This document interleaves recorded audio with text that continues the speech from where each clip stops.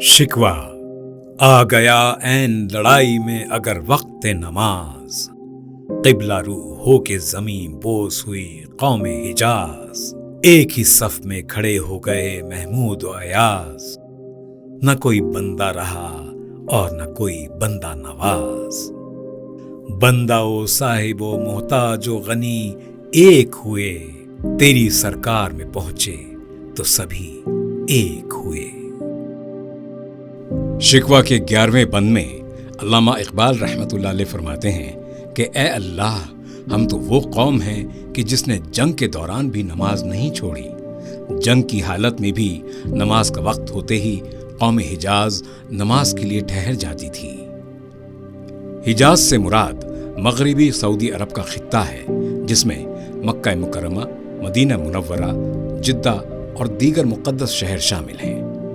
शिकवा के 11वें बंद में अल्लामा इकबाल मुसलमानों में बराबरी और इत्तेहाद के पहलू को उजागर कर रहे हैं। वो फरमाते हैं कि जब नमाज का वक्त आता है तो सब मुसलमान अल्लाह के सामने सजदा रेज हो जाते हैं, ख्वाह वो गरीब हो या अमीर, बादशाह हो, गुलाम हो या आम मुसलमान। और बराबरी का यही जज्बा मुसलमानों में इत्तेहाद और मोहब्बत को मजबूत करता है।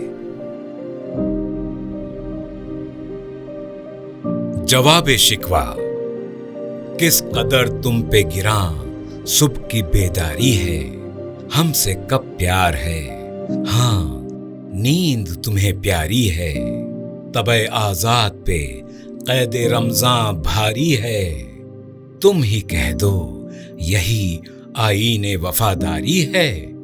कौम मजहब से है, मजहब जो नहीं तुम भी नहीं, जज्बे बाहम जो नहीं महफिले अंजुम भी नहीं। मनफियत एक है इस कौम की, नुकसान भी एक ही सबके नबी सल्लल्लाहु अलैहि वसल्लम। दीन भी ईमान भी एक, हरम पाक भी अल्लाह भी कुरान भी एक। कुछ बड़ी बात थी होते जो मुसलमान भी एक, फिरका बंदी है कहीं और कहीं जाते हैं, क्या जमाने में पनपने की यही बातें हैं। अल्लामा इकबाल रहमतुल्लाह अलैह ने जब नमाज और नमाज के जरिए मुसलमानों में इत्तेहाद और मोहब्बत का जिक्र किया तो अल्लाह की जानिब से जवाब आया कि तुम किन मुसलमानों की बात कर रहे हो। क्या तुम देखते नहीं कि आज मुसलमानों को सुबह के वक्त उठना कितना भारी हो गया है। आज मुसलमानों को अल्लाह से ज्यादा नींद प्यारी हो गई है। इसी ज़िम्न में अल्लाह ताला माह रमजान का जिक्र फरमाते हुए कहता है, क्या देखते नहीं हो कि आज का मुसलमान अपने नफ्स का गुलाम बन चुका है।